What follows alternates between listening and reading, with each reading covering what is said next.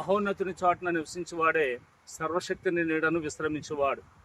దేవుని యొక్క వాక్యం ఏమని సెలవిస్తుందంటే, మహోన్నతుని చాటున నివసించేవాడు సర్వశక్తి నీడను విశ్రమించేవాడు. అనగా మానవుడు బలవంతుడు, సాతాను శక్తివంతుడు, కానీ దేవుడు సర్వశక్తివంతుడు.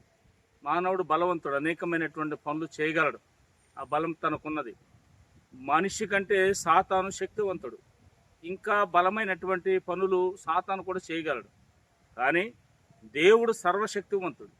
మానవుడు చేయలేని పని, సాతాను చేయలేని పని దేవుడు మాత్రం ఖచ్చితంగా చేస్తాడు. అందుకనే ఆయన చాటున మనము నివసించినప్పుడు మనకున్నటువంటి ప్రతి ఒక్క ఏ పని అయితే జరగదని మనం బాధపడుతున్నామో, ఈ పని మనకు అవ్వదేమోనని చింతిస్తున్నామేమో, కానీ సర్వశక్తివంతుడైనటువంటి దేవుని చాటున నీవు నివసించినప్పుడు ఖచ్చితంగా దేవుడు నీకు ఆ సహాయం చేస్తాడని దేవుని యొక్క సేవకునిగా నేను మీకు తెలియజేస్తూ ఉన్నాను.